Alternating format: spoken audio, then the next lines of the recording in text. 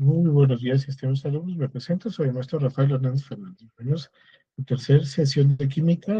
Bueno, voy a repetir estas clases porque no aparecen grabadas, entonces se les voy a compartir.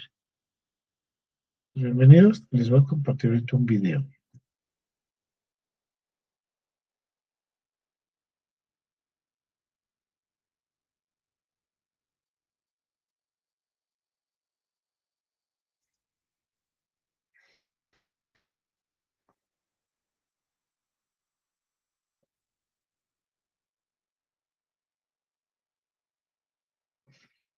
¿Qué hace que un sistema CRM sea excelente?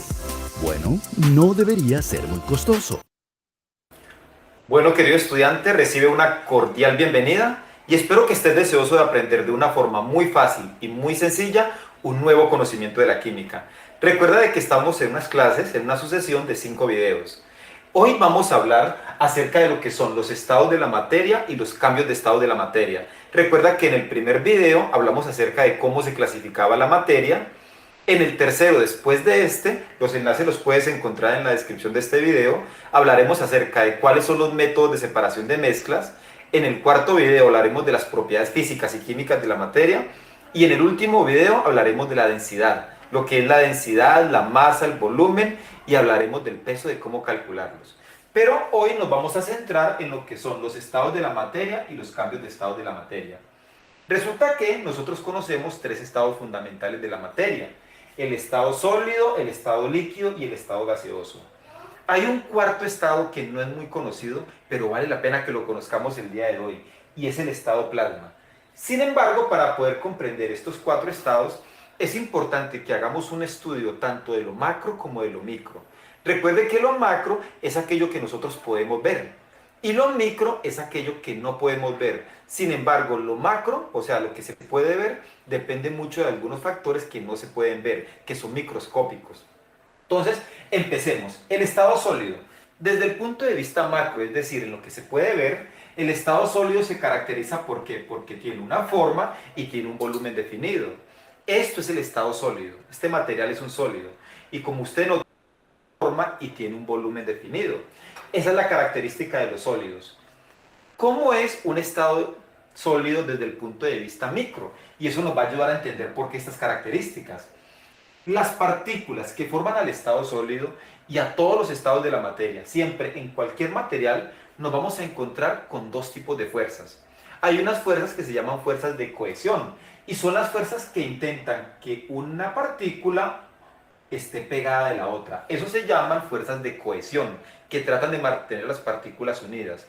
Pero hay unas fuerzas que tratan de separarlas, se llaman las fuerzas de dispersión. Resulta que en el estado sólido las fuerzas de cohesión superan por mucho a las fuerzas de dispersión. Por eso en el estado sólido nos vamos a encontrar que las partículas están bien unidas, no hay libertad de movimiento, hay muy poca energía cinética, las partículas no se mueven porque están tan bien adheridas que no se mueven. Por eso es que los sólidos no se pueden comprimir y por eso es que los sólidos no tienen difusión. ¿Qué pasa con el estado líquido?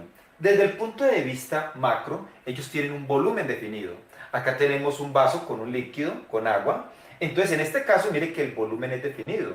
Yo acá tengo casi un vaso con agua. Si yo lo paso a una olla, va a seguir siendo la misma cantidad. Y si quisiera meterlo a un recipiente más pequeño, pues no cabría, porque su volumen es definido. Su volumen no va a variar. Pero la forma no está definida. ¿Qué quiere decir eso? De que este líquido, si yo lo meto en una vasija con esta forma, pues va a tomar la forma de esa vasija. Ahora viene la pregunta, ¿a qué se deben esas propiedades? Eso se debe a que las fuerzas de cohesión, es decir, que hay entre las partículas, son muy similares a las fuerzas de dispersión. O sea que, como quien dice, esas partículas que tratan de mantenerlas unidas son muy similares a las fuerzas que tratan de mantenerlos separados. Por eso es que los líquidos siguen unidos, pero hay un movimiento entre ellos, hay cierta libertad de movimiento. Por eso es que los líquidos fluyen. No se pueden comprimir porque están unidas, no hay espacio, pero sí hay cierta fluidez. La energía cinética en los líquidos es superior a los sólidos. Por eso las partículas tienen mayor libertad de movimiento, aun cuando se encuentran cercas. Ese es el estado líquido. ¿Cómo es el estado gaseoso? Desde el punto de vista macro, los gases no tienen ni forma ni tienen volumen definido. ¿Por qué? Desde el punto de vista micro, las partículas del estado gaseoso se encuentran separadas entre ellas. Las fuerzas de dispersión son muy superiores a las fuerzas de cohesión, o sea que ellas van a estar separadas. Fuera de eso tienen mucha energía cinética, se mueven todo el tiempo. Y gracias a esa separación y a esa energía cinética es que un gas se puede acomodar en forma y en volumen al recipiente que lo contenga. O sea que si yo tengo un globo lleno de aire, lleno de gas, y yo lo estallo, como las partículas tienen movimiento, van a tomar la forma, por ejemplo, de este salón. Y van a tomar también el volumen de este salón. Eso se debe a las características de sus partículas. Por eso es que no tienen ni forma ni volumen definido. ¿Qué pasa con el estado del plasma? El estado del plasma es muy parecido, es prácticamente el estado gaseoso. ¿Cuál es la diferencia? La diferencia es que en el estado gaseoso las partículas son neutras, mientras que en el estado plasma, que es muy poco común, las partículas tienen carga. Pueden tener carga positiva, pueden tener carga negativa. Y eso hace que el estado plasma sea muy buen conductor de corriente eléctrica. Como ejemplo del estado plasma tenemos por ejemplo el Sol.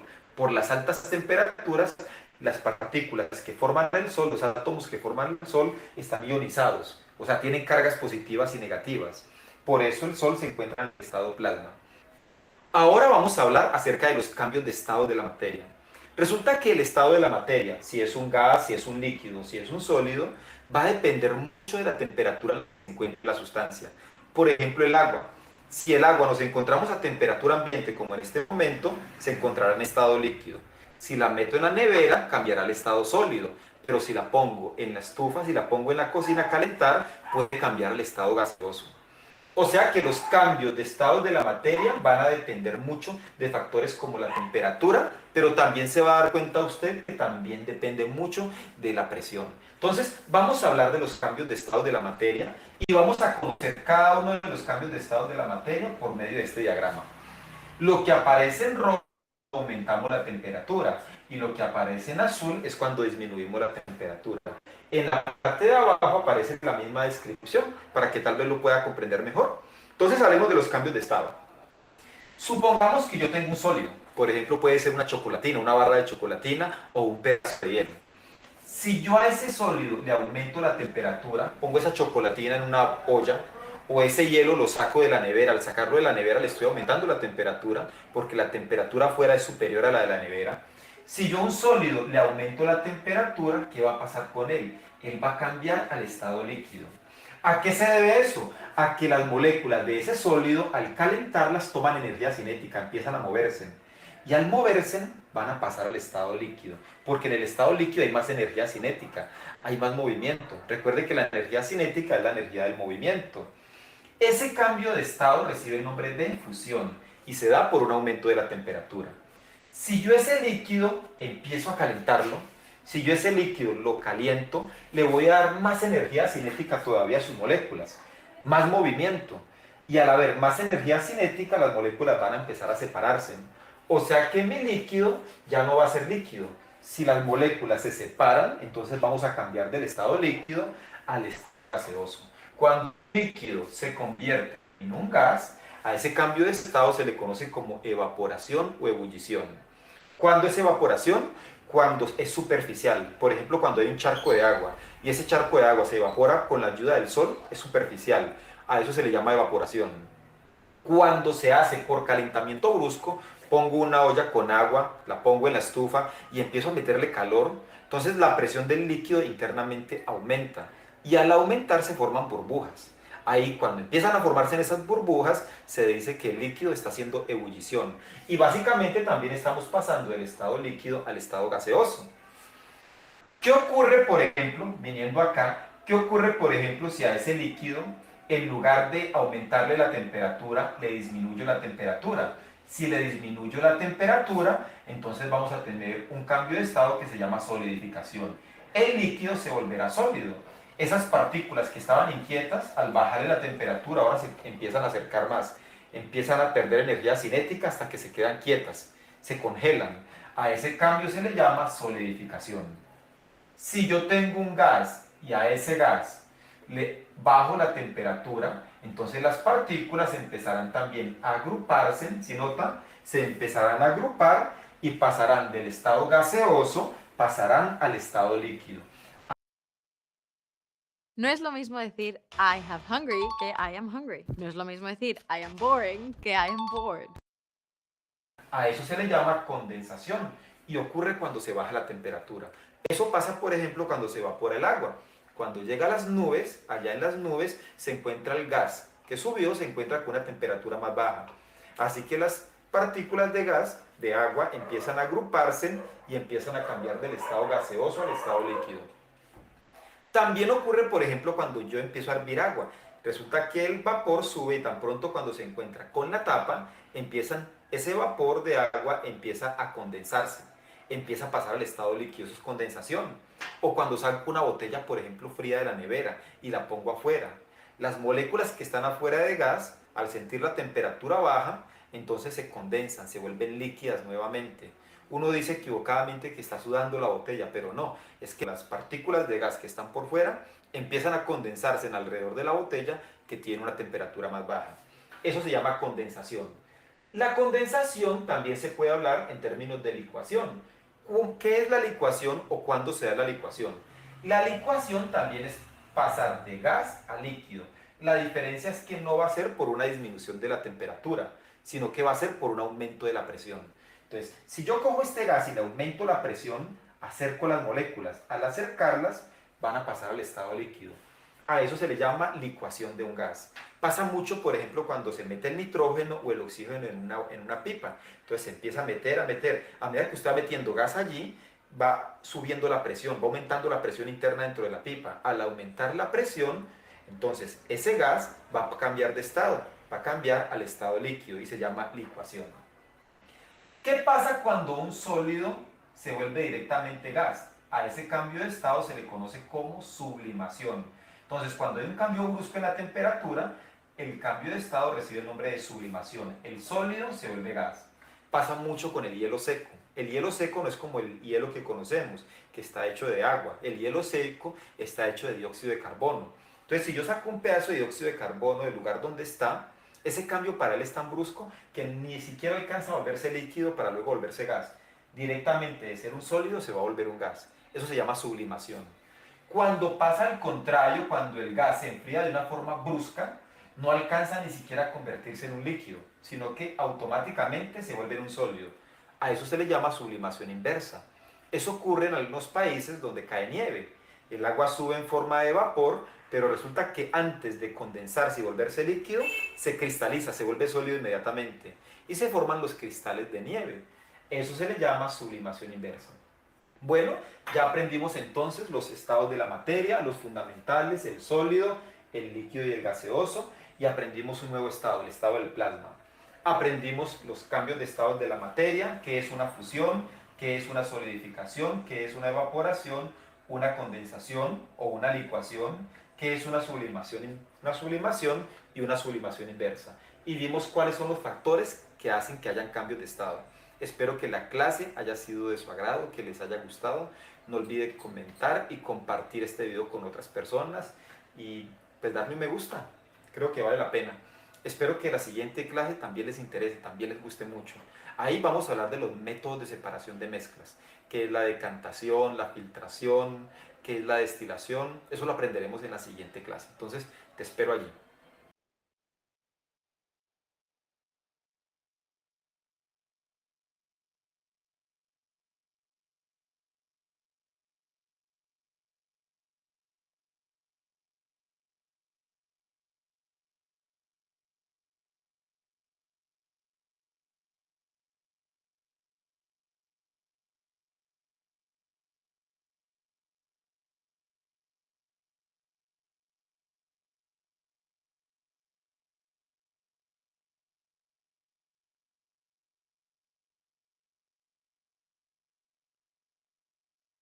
Vamos a ver un poquito de teoría.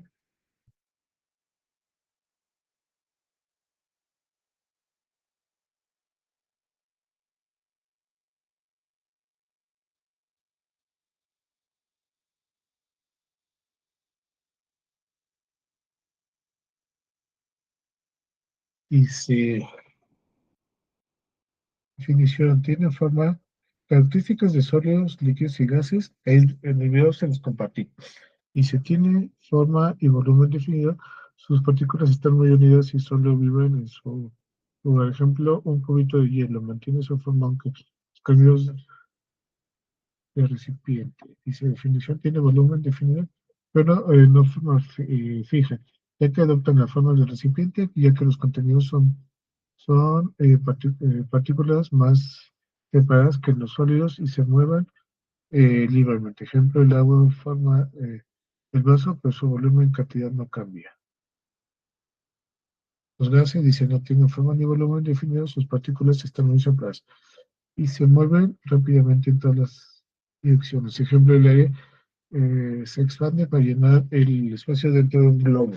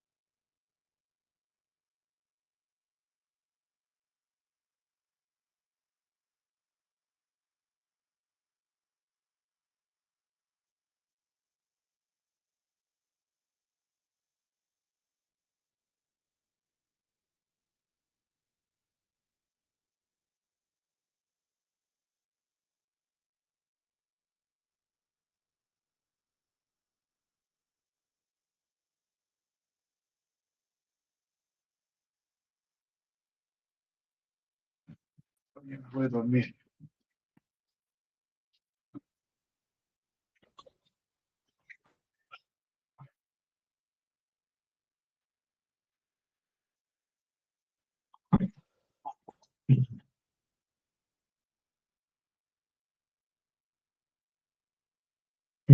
Dice procesos de cambio del estado. Dice definición. Son los procesos físicos mediante los cuales sus sustancias este, pasan de un estado de la materia a otro al cambiar su temperatura o presión. Dice fusión, paso de sólido a líquido. El hielo se derrite en agua. Solidificación, paso de líquido a sólido. El agua que se congela bueno, en el refrigerador, ¿no? Bueno, les voy a compartir otro video que les va a ayudar.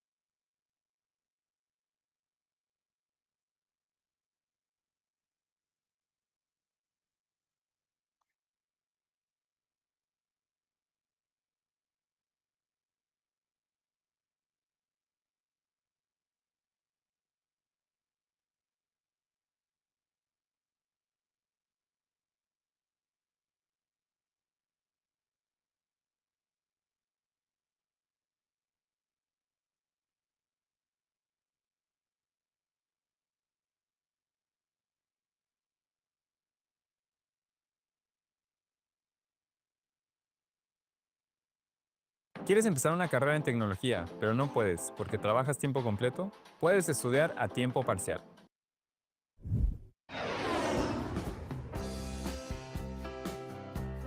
Hoy hablaremos acerca de los cambios de estado del agua en la atmósfera. Como sabemos, la materia la podemos encontrar en diferentes estados o fases de acuerdo a la distribución y comportamiento de sus moléculas. Los tres estados con los que normalmente estamos más familiarizados son el sólido, el líquido y el gaseoso. Aunque debemos decir que existen otros estados, solo que no son tan comunes en nuestro planeta. Dicho esto, es importante notar que el estado en el que se encuentra una cierta sustancia o material dependerá de la temperatura y la presión. En el caso particular del agua, esta es una de las sustancias que puede hallarse en los tres estados de forma natural en la Tierra.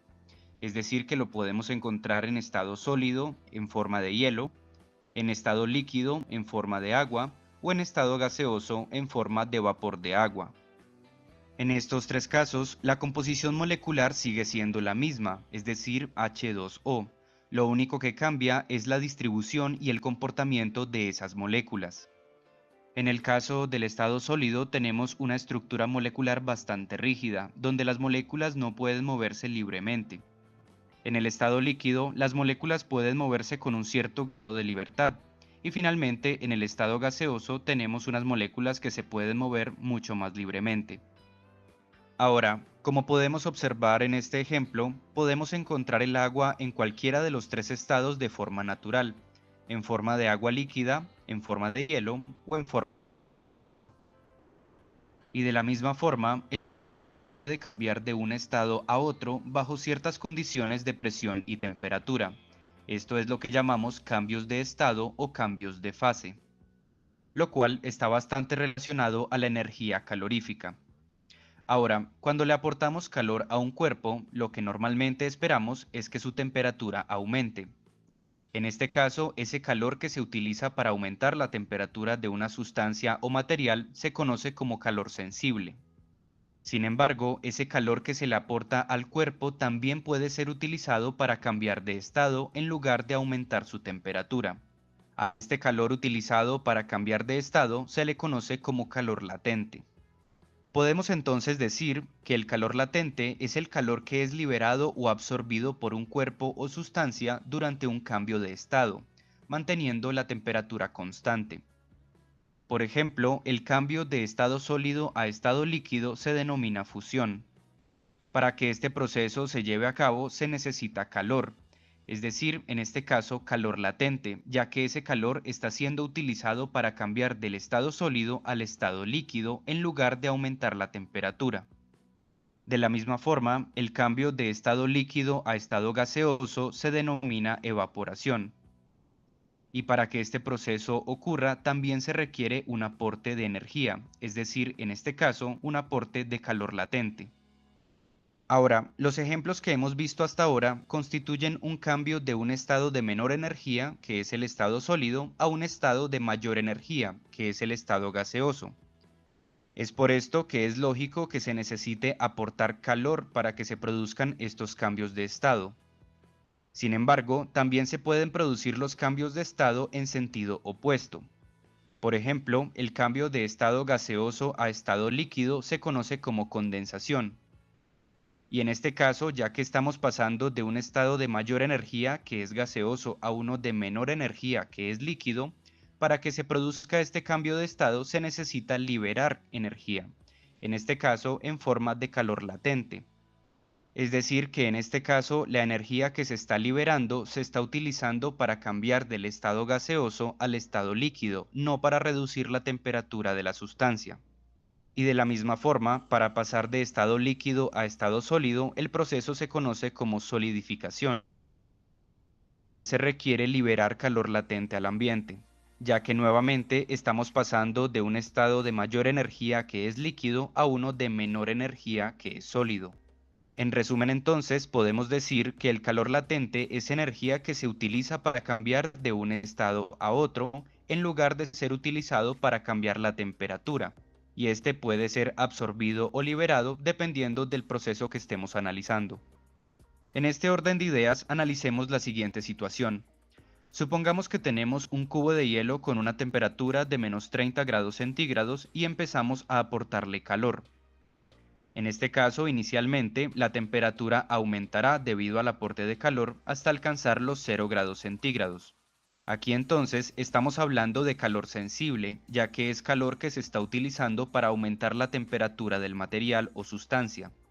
Sin embargo, una vez se alcanzan los 0 grados centígrados, que es el punto de fusión del agua, va a empezar a producirse el cambio de estado sólido a estado líquido. Es decir, que el aporte de calor que se realiza en este momento se está utilizando para cambiar de estado, no para aumentar la temperatura. Es por eso que decimos que este sería calor latente. Esto continuará de esta manera hasta que todo el hielo se haya derretido y se haya convertido en agua líquida. En ese momento entonces el aporte de calor hará que la temperatura continúe aumentando, de tal forma que estamos hablando de calor sensible. Esto sucederá hasta que se alcancen los 100 grados centígrados, que es el punto de ebullición del agua. En este punto el agua empezará a evaporarse, es decir, a cambiar de estado líquido a estado gaseoso, con lo cual nuevamente ese calor es utilizado para cambiar de estado en lugar de aumentar la temperatura, con lo cual decimos que este es calor latente. Y de la misma forma, cuando todo el agua se haya convertido en vapor de agua, el aporte de calor hará que la temperatura continúe aumentando, de tal forma que estamos hablando de calor sensible. Ahora, a continuación, veremos un poco más en detalle cada uno de estos procesos de cambio de estado, iniciando por la fusión, que en el contexto del agua también podemos llamarla derretimiento. Este es el paso del estado sólido al estado líquido. Y como dijimos anteriormente, ya que estamos pasando de un estado de menor energía a uno de mayor energía, se requiere un aporte de energía, con lo cual este proceso absorbe calor latente del entorno. Y ya que este calor se está utilizando para cambiar de estado y no para cambiar la temperatura, durante este proceso tendremos una temperatura constante. Veamos el siguiente ejemplo. Supongamos que aquí tenemos un cubo de hielo al cual se le está aportando calor, y supongamos que su temperatura inicial eran menos 30 grados centígrados. En este caso, inicialmente la temperatura aumentará, debido a que el aporte de calor está actuando como calor sensible. Esto hasta que se alcancen los 0 grados centígrados, que como ya dijimos es el punto de fusión del agua. A partir de este punto, el calor que se le aporte al cuerpo se va a utilizar para cambiar del estado sólido al estado líquido.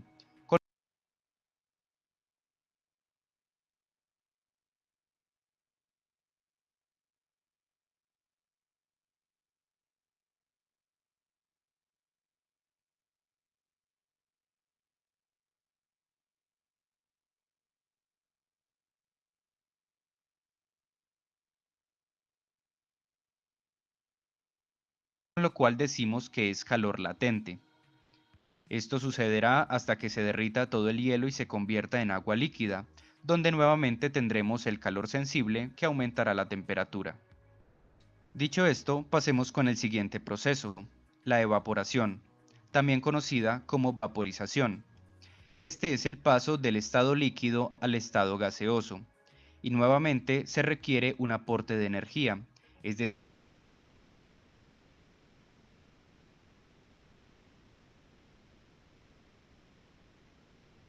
cambiar de estado y no para cambiar la temperatura, este se produce a una temperatura constante. Veamos el siguiente ejemplo. Aquí tenemos un cierto volumen de agua líquida a la cual se le está aportando calor, y supongamos que su temperatura inicial es de 35 grados centígrados. Inicialmente entonces, la temperatura del agua aumentará, ya que aquí el calor actuará como calor sensible.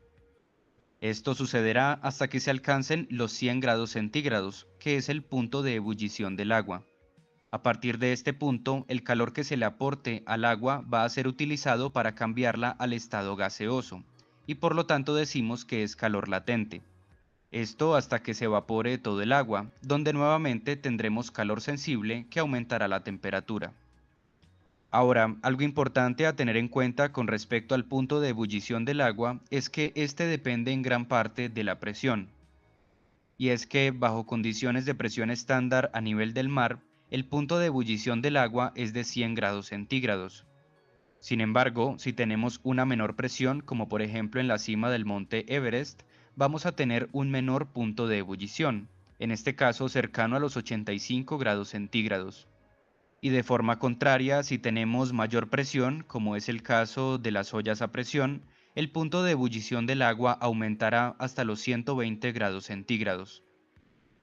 Dicho esto, pasemos con el siguiente proceso de cambio de estado, el cual es la condensación. Este es el paso del estado gaseoso al estado líquido. Y en este caso, ya que estamos pasando de un estado de mayor energía a uno de menor energía, ahora se va a liberar calor latente. Y ya que este calor se está utilizando para cambiar de estado y no para reducir la temperatura, este también se produce a una temperatura constante. Veamos el siguiente ejemplo. Aquí tenemos un cierto volumen de vapor de agua que empieza a enfriarse, es decir, que empieza a perder calor. Inicialmente entonces la temperatura se reducirá, debido a que el calor liberado es calor sensible. Sin embargo, esto ocurrirá hasta que se alcance una temperatura conocida como temperatura del punto de rocío. Básicamente, en este punto el aire no puede contener más vapor de agua, con lo cual este empieza a condensarse en agua líquida. A partir de este punto entonces, el calor que se libera se utiliza para cambiar del estado gaseoso al estado líquido, con lo cual decimos que es calor latente. Esto sucederá hasta que todo el vapor de agua se haya convertido en agua líquida. A partir de este punto, la temperatura continuará disminuyendo. Sin embargo, algo que debemos tener en cuenta es que la condensación no se produce de manera espontánea al bajar la temperatura, sino que para que el vapor se condense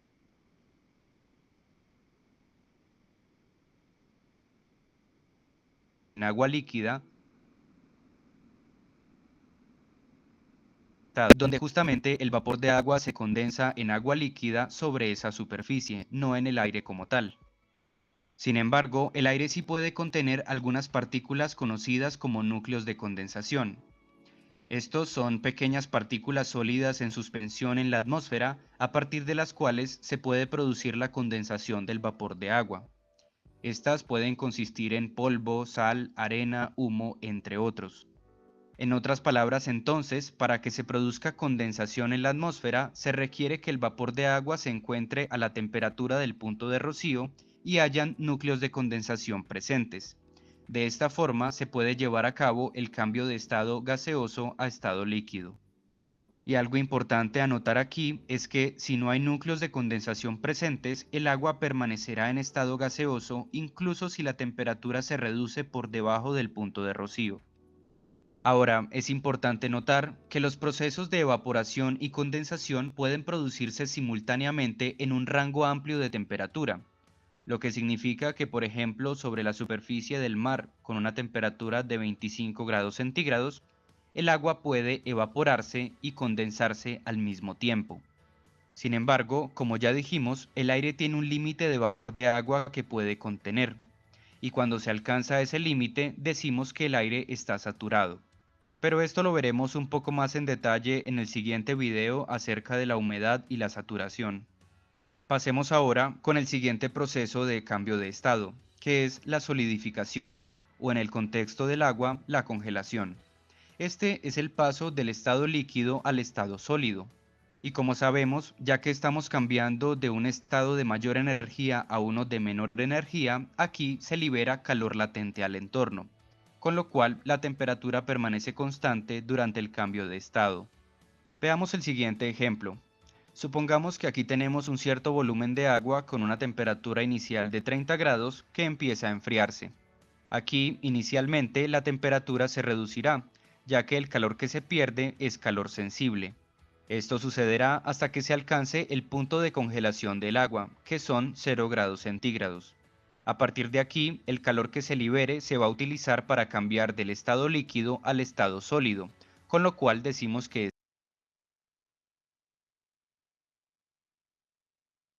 es calor latente. Esto sucederá hasta que toda el agua se haya convertido en hielo.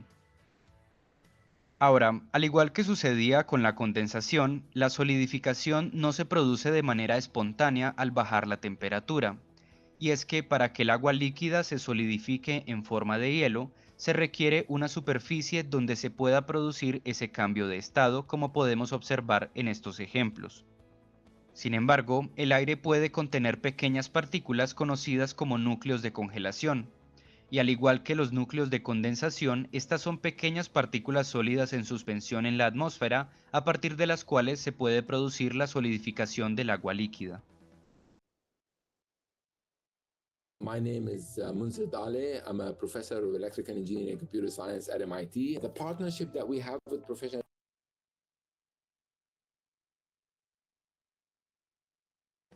Es decir, que en otras palabras, para que se pase del estado líquido al sólido en el aire, se requiere que la temperatura sea inferior al punto de congelación y que haya núcleos de congelación presentes. Y de la misma forma que sucedía con la condensación, si no hay núcleos de congelación presentes, el agua permanecerá en estado líquido incluso por debajo de su punto de congelación. Y esto es lo que llamamos agua superenfriada. Esta consiste justamente en agua en estado líquido que se encuentra a temperaturas inferiores al punto de congelación. De esta forma, estas gotas de agua se congelarán inmediatamente al impactar con un objeto sólido. En la atmósfera, esta condición la conocemos como lluvia angelante, y es que cuando la precipitación consiste en gotas de agua superenfriada, estas se congelarán al impactar con la aeronave, generando un engelamiento severo. Dicho esto, pasemos con el siguiente cambio de estado, que sería la sublimación. Este es el paso del estado sólido al estado gaseoso directamente, sin pasar por el estado líquido. Este proceso claramente requiere energía, con lo cual aquí se absorbe calor latente del entorno, manteniendo la temperatura constante. Este proceso no es muy común en la atmósfera, y un ejemplo que podemos dar de este es, por ejemplo, el hielo seco, que pasa directamente del estado sólido al estado gaseoso. Ahora, el proceso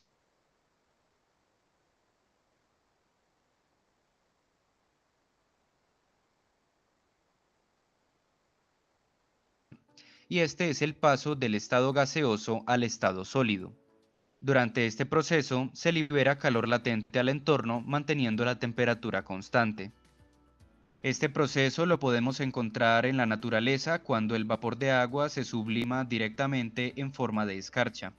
Y al igual que sucedía con la condensación y la solidificación, también se requiere una superficie u objeto sólido donde se pueda producir la deposición.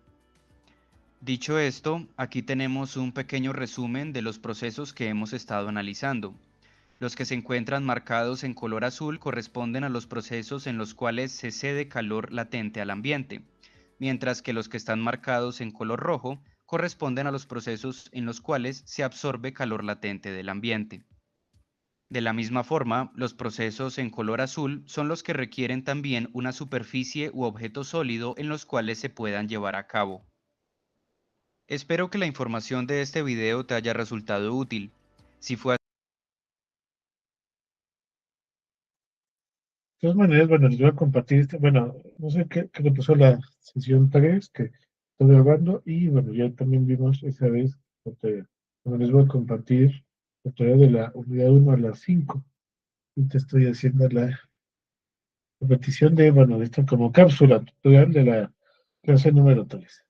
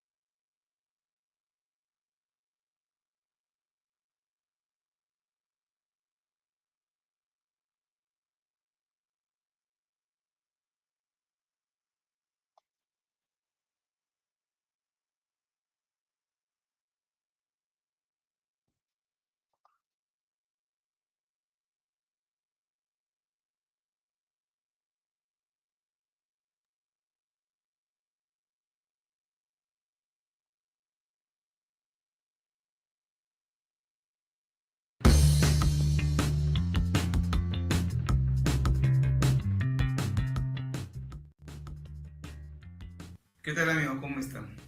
Vamos ahorita a revisar unos conceptos básicos importantes para poder comprender bien el tema llamado diagrama de fases.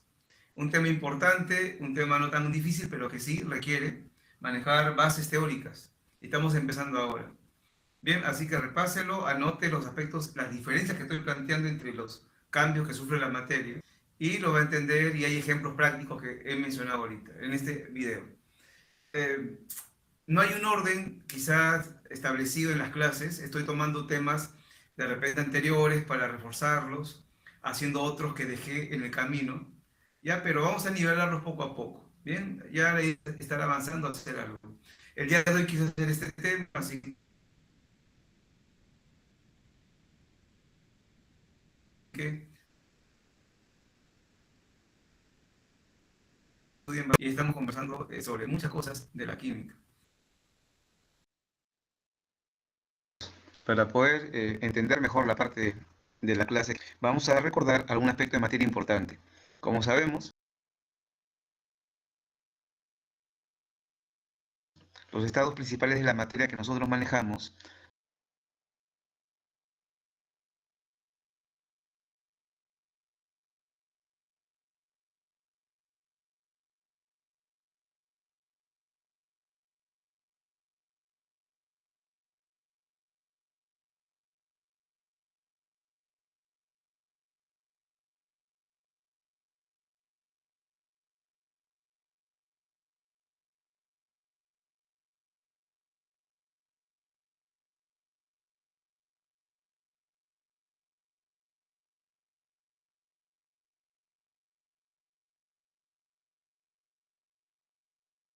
son el estado sólido, como aquí podemos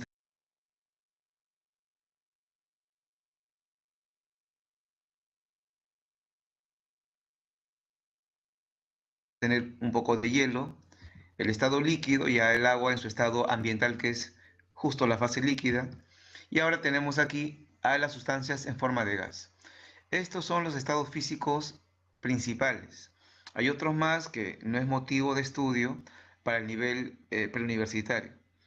Ahora, ¿qué diferencia al estado sólido del estado líquido y el estado gaseoso? Para eso internamente tenemos que analizar cómo se encuentran sus partículas. Y en el sólido encontramos que las partículas se encuentran muy juntas entre sí, como ven la gráfica. Muy juntas entre sí.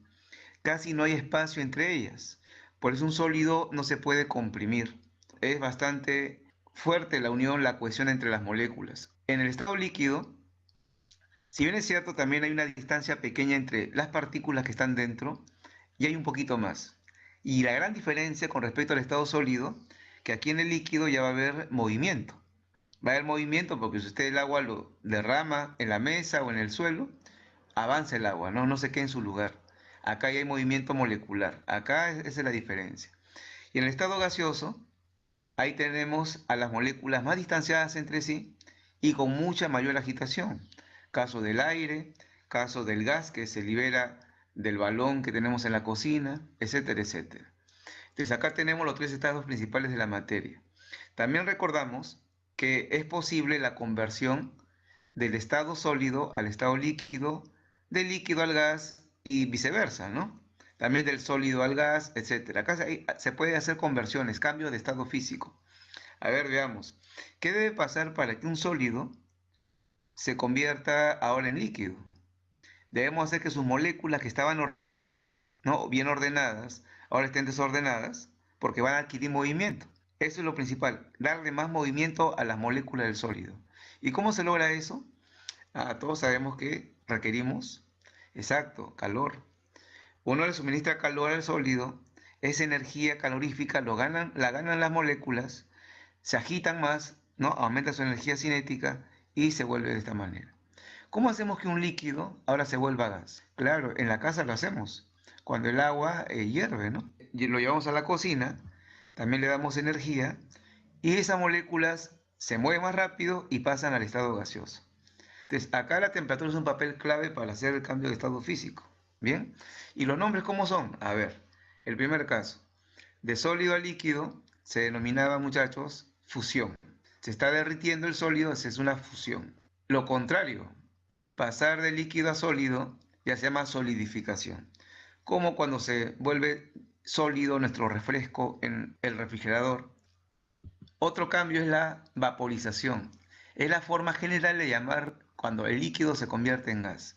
A ver amigos, acá hay que entender que la vaporización es un término general y abarca dos palabritas, que es la evaporación y la ebullición. Justo esto va a ser el tema que vamos a ver ahora, diferenciar los procesos de vaporización. Y lo contrario, volver de gas a líquido se llama condensación o licuación. Ambos procesos involucran pasar de gas a líquido, pero no son iguales en su desarrollo. Eso vamos a ver. Bien muchachos, con esta idea previa vamos a la explicación de la clase en la pizarra. Estamos a punto de subir al destructor de océanos, mejor conocido como el Hidden Gem. Un monstruoso buque minero. La vaporización es el cambio físico que se realiza cuando una sustancia líquida va a pasar a su estado gaseoso. Pero acá hay dos formas distintas de vaporización. Por ejemplo, tenemos acá un líquido cualquiera. Puede ser agua, puede ser benceno, acetona, alcohol, lo que usted desee. Sabemos que el líquido va a tener internamente sus moléculas. Hay moléculas superficiales, ¿no? Y también hay moléculas que están dentro, ¿no? En el seno del líquido. Hay un grupo de moléculas ahí presentes. Como sabemos, entre ellas hay fuerzas de atracción, fuerzas intermoleculares, y ahí se están presentando, ¿no? Fuerzas de London, dipolo, pero hay atracciones internas entre las moléculas de un líquido cualquiera. ¿Estamos de acuerdo? Ya está. ¿Qué sucede? Que a veces la vaporización va a ser un proceso, muchachos, lento. Por ejemplo, dejamos el vaso con agua en nuestra casa, en el medio ambiente, abierto a la intemperie, y de hecho que el agua líquida va a pasar a la fase gaseosa. El agua líquida poco a poco se comenzará a ir como gas, pero es lento. Si lo dejamos abierto en nuestra casa, la botella o el vaso con agua. ¿Qué sucede? Que hay una vaporización donde solo las moléculas que están en la superficie van a salir a la fase gaseosa. Las que están dentro, internamente, ellas no van a salir. Tienen que esperar su turno, como se dice, para su escape a la fase gaseosa. Entonces, producto de la energía del medio ambiente, estas moléculas que están arriba rompen sus atracciones intermoleculares y van a salir, ¿no? Se van a liberar, pero solo las moléculas superficiales, las que están en la parte de arriba. ¿Saben cómo se llama ese proceso de vaporización? Cuando las moléculas superficiales pasan a la fase gaseosa, se llama evaporación. Y cuando hablamos de una evaporación, que es un término común que usamos en la vida cotidiana, claro, es el paso de la fase líquida a la fase gaseosa, pero solo en la superficie. Solo las moléculas que están arriba salen en partes, ¿no? Sale esto, luego le toca al que estaba abajo, porque ya ahora es la nueva superficie, y así. Es lento el proceso. Usted va a ver que si deja su vaso abierto, no va a ser rápido el cambio de líquido a gas. Va a demorar días. Claro, depende de la cantidad de agua. Sin embargo, hay otro cambio también de líquido a gas que ocurre de esta manera. Acá tenemos nosotros las moléculas, vamos a dibujar las moléculas. Voy a dibujar entre sus atracciones, muchachos, a ver, unas atracciones sería así. Ya lo tenemos. Entre ellas se atraen, ¿no? Se atraen, se cohesionan. Pero ¿qué sucede? Ahora yo voy a realizar un cambio de líquido a gas donde todas las moléculas van a pasar a la fase gaseosa. Todas las moléculas. Tanto la que está arriba, la que está en el medio, la que está abajo, todas van a comenzar a salir en grupo a la fase gaseosa. ¿Cómo se logra eso? Ah, y hay una diferencia, ¿no? Miren muchachos, lo que es la evaporación, proceso lento del paso de líquido a gas, donde solo las moléculas de arriba hacen el cambio, ocurre a cualquier temperatura, en cualquier momento. Ese vaso con agua abierto, vaso con alcohol abierto, va a comenzar a evaporarse en la mañana, en la tarde, en la noche, en cualquier momento del día, a cualquier temperatura.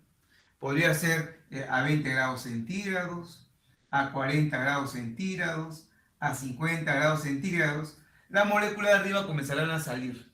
Claro, si está más caliente el medio que rodea el vaso, será más rápida la evaporación. Ya, pero ocurre en cualquier momento, solo las de arriba. Pero si usted quiere lograr que todas las moléculas pasen a la fase gaseosa, tanto la de arriba, al medio o abajo, eso no lo puede hacer a cualquier temperatura. Ahí aparece un fenómeno que se llama así, la ebullición. Así se va a llamar. ¿Está bien? Ya, ¿y cuándo se logra esto? Esto a una temperatura, muchachos, específica. A una temperatura determinada para cada líquido. Claro, eso va a depender del lugar donde nos encontremos, porque la temperatura a la cual el 100% de moléculas sale, toda la masa se evapora, se da dependiendo de la presión. Por eso acabo de hacer mi dato a nivel del mar. Imaginemos que esto sea agua. Si esto es agua, ¿a qué temperatura tendría que calentar? Acá le pongo una fuente de energía, de calor. ¿A qué temperatura tendría que llegar el agua para que ocurra esto? Que tanto los que están arriba, al medio y abajo pasen a la fase gaseosa. Muy bien, a nivel del mar es a 100 grados.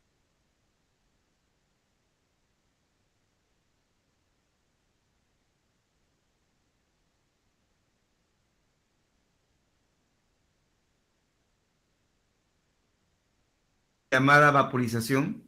El agua líquida va a pasar a la fase gaseosa. Va a salir de su estado, como lo ve ahora, aquí al aire como gas. Fase gaseosa. Pero ese cambio puede ser de dos maneras.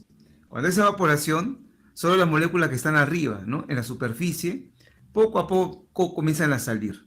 Sale poco a poco, es un proceso lento. Por ejemplo, ahorita el agua se está evaporando. Es inevitable, la energía de nuestro medio ambiente está llegando al vaso. Esa energía se comunica a las moléculas superficiales y estas comienzan a salir poco a poco. Es un proceso lento. Se realiza a cualquier temperatura, ¿no? Más tarde también, habiendo cambiado la temperatura de este lugar, va a seguir evaporándose el agua. Se evapora fácilmente. Si por otro lado yo quiero lograr que tanto la molécula que está arriba, al medio y abajo pasen a la fase gaseosa, ahí ya tengo que llevarlo a una temperatura específica, que para el agua a nivel del mar es 100 grados centígrados. Ese proceso usted lo hace en su cocina cada vez que hierve el agua, ¿no? Muy bien, y es un proceso, muchachos, rápido. Es rápido, no es lento. Ocurre en toda la masa de líquido, todas las moléculas comienzan a salir, por eso, cuando usted hierve el agua va a haber burbujitas, tanto abajo, al medio y arriba, que comienzan a ascender. Es el agua que está pasando a la fase gaseosa en toda su masa. Es lo que ocurre. Dependiendo de la sustancia que tengamos, la temperatura de ebullición va a ir variando, ¿no? Entonces, en el benceno, por ejemplo, quiero que ocurra ebullición, eso ocurre a nivel del mar a 80 grados centígrados. El alcohol etílico, eso, muchachos, ocurre que pasa a la fase gaseosa a 78 grados centígrados. Y el peróxido de hidrógeno, componente del agua oxigenada, lo realiza a 150 grados Celsius. Esa es la ebullición. ¿Listo? Ya, pasemos ahora a otro concepto. Bien, el siguiente cambio que vamos a analizar, y hay que tener cuidado con esto, es cuando el estado gaseoso se convierte en estado líquido.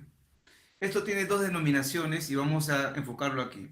Por ejemplo, el aire que nos rodea tiene vapor de agua. Entonces tenemos al agua en estado gaseoso en el medio ambiente.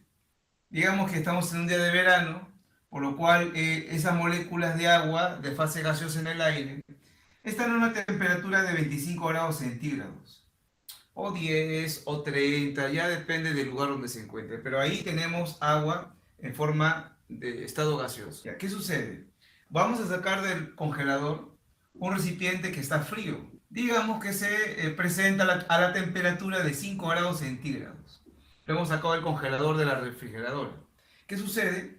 Cuando el agua de la fase gaseosa experimenta un cambio de temperatura, como acá lo va a observar, cuando las moléculas viajan y chocan con la pared del recipiente, ¿sabe lo que se manifiesta? ¿Sabe lo que ocurre? Comienzan a aparecer gotas de agua, ¿no? Gotas de agua en la pared del recipiente. Eso usted lo ha percibido. Es como que comience a resbalar gotitas de agua, ¿no? Da la apariencia que está sudando el recipiente. Ya, eso ocurre porque el agua del estado gaseoso del medio ambiente, al hacer un cambio de temperatura, solo un cambio de temperatura, se convierte en líquido. ¿Eso saben cómo se va a llamar, muchachos? Eso se llama el fenómeno de condensación. La condensación es el paso del estado gaseoso al estado líquido, pero ¿por qué factor? Por un enfriamiento, por un cambio de temperatura, ¿está bien? Por enfriamiento, la presión a la cual se encuentra el gas no cambia. ¿Cómo que no cambia? Si estamos acá en Lima, a nivel del mar, o en otra ciudad a nivel del mar, acá está recayendo la presión atmosférica de 1, ¿no? Una atmósfera, o 760 milímetros de mercurio. Ya, esa presión no va a cambiar, no está aumentándola ni bajándola, disminuyendo tampoco, ¿no? Entonces se afirma que una condensación es el paso del estado gaseoso al estado líquido por enfriamiento nomás, a presión constante, a presión que no varía, ¿no? Presión constante. Bien, eso se puede dar, por ejemplo, también con el vapor del alcohol. La acetona también se puede condensar cuando choca con un recipiente frío. Por ejemplo, muchachos, miren, acá nosotros tenemos un recipiente frío.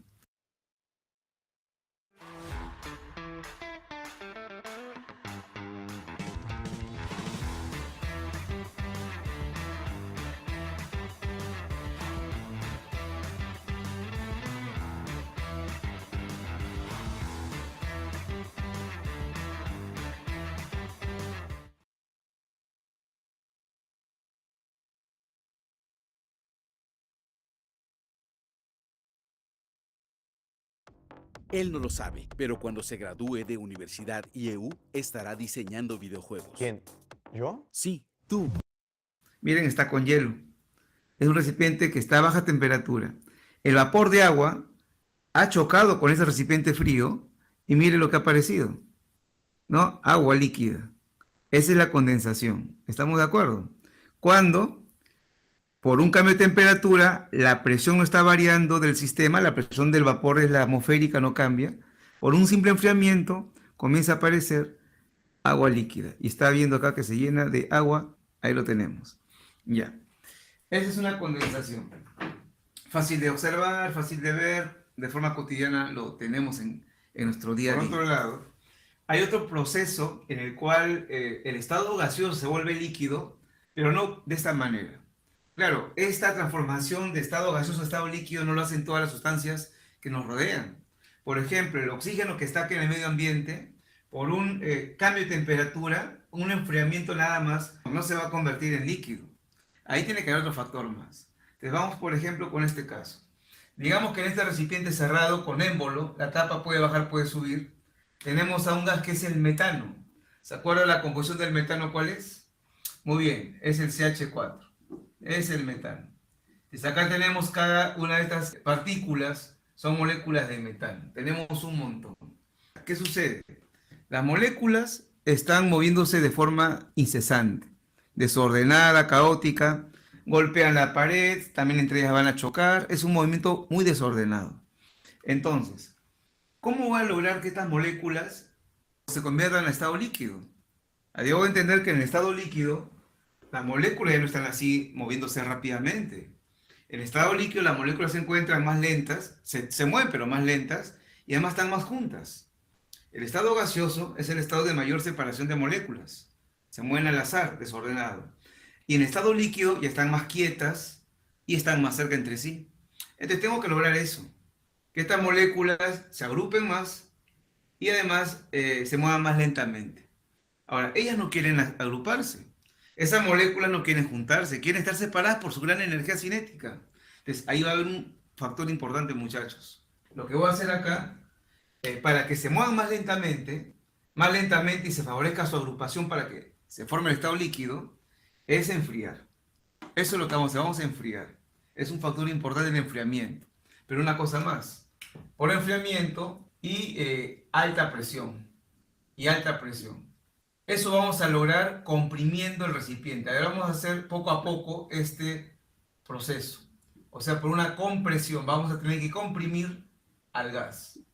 A ver, veamos cómo es el asunto. Ahorita esta tapa está soportando solo la presión atmosférica, que vale 1, ¿no? Una atmósfera. Esa es la presión que la tapa está recibiendo del medio ambiente. La presión de una atmósfera. Esa presión no es suficiente para que estas moléculas se agrupen y se conviertan en líquido. Hay que ir aumentando, muchachos. Entonces, este es experimental. A ver, de una atmósfera, ¿a cuánto lo quiere usted pasar? Digamos que de una atmósfera, ahora quiero presionar la tapa y vamos a presionarlo con una intensidad de 10 atmósferas. Ah, ya, muy bien. Con 10 atmósferas, esa tapa va a bajar. Y al bajar la tapa, estamos forzando a que las moléculas también se peguen, ¿no? Se acerquen. Eso es lo que buscamos para que se convierta a líquido. Pero les comento, muchachos, hacer que esto ahora esté presionado a 10 atmósferas y, claro, genera que la tapa baje, no es suficiente presión para lograr el acercamiento adecuado y esto se convierte en líquido. Todavía no pasa nada. Entonces, hay que aumentar la presión. A ver, de 10 a cuánto le quiere usted pasar. A 20. Muy bien, puede ser a 20 ya. Lo presionamos a 20, esto se va a acercar más, pero todavía no es suficiente para que se convierta en líquido. Claro, hay sustancias gaseosas.